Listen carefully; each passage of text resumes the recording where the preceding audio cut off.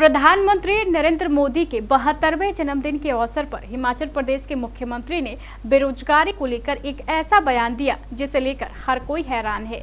एक सवाल का जवाब देते हुए सीएम जयराम ठाकुर ने कहा कि देश में बेरोजगारी कोई समस्या नहीं है। इसके पीछे उन्होंने क्या तर्क दिया, जानने के लिए देखिए हमारी स्पेशल रिपोर्ट। देश के युवा भले ही बेरोजगारी की भीषण मार झेल रहे हों, बेरोजगारी पिछले कई दशकों का रिकॉर्ड तोड़ रही हो, लेकिन भाजपा के मुख्यमंत्री को बेरोजगारी कोई समस्या ही नहीं लगती। दरअसल प्रधानमंत्री नरेंद्र मोदी के 72वें जन्मदिन के अवसर पर शिमला में आयोजित एक कार्यक्रम पर एक सवाल का जवाब देते हुए मुख्यमंत्री जयराम ठाकुर ने कहा कि कांग्रेस बेरोजगारी का सवाल तो उठाती है, लेकिन इतने साल तक सत्ता में रहने के बावजूद कांग्रेस बेरोजगारी खत्म नहीं कर सकी। उन्होंने कहा कि बेरोजगारी कोई समस्या ही नहीं है, यह कांग्रेस के कार्यकाल में भी रही।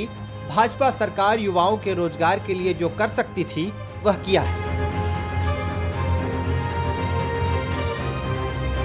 इससे पहले हिमाचल प्रदेश के मुख्यमंत्री जयराम ठाकुर ने केंद्र और राज्य सरकार की योजनाओं के प्रचार के लिए 17 एलईडी वैन को हरी झंडी दिखाकर रवाना किया।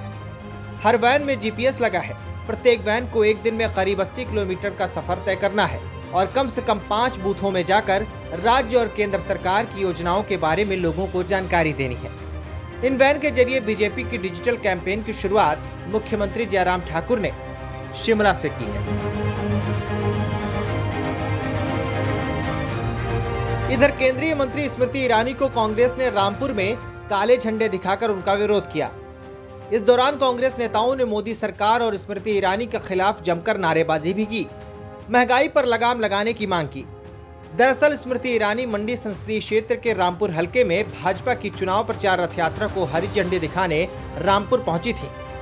यहां पर उन्हें महंगाई की वजह से विरोध झेलना पड़ा। रामपुर पहुंचने पर स्मृति ईरानी ने बच्चों को फल बांटकर प्रधानमंत्री का जन्मदिन मनाया। दत्तनगर में स्मृति ईरानी ने महिलाओं की बड़ी जनसभा को भी संबोधित किया है।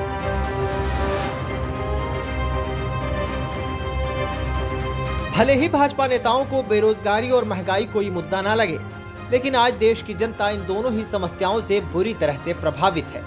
आश्चर्य की बात तो यह है कि इतने बड़े पदों पर बैठे लोगों को बेरोजगारी और महंगाई दिखाई ही नहीं दे रही है। इसीलिए जब केंद्र और राज्य सरकार की योजनाओं की तारीफों के बीच इस तरह के सवाल दागे जाते हैं, तो यह नेता इसे सिरे से खारिज कर देते हैं। Bureau report, KBC news.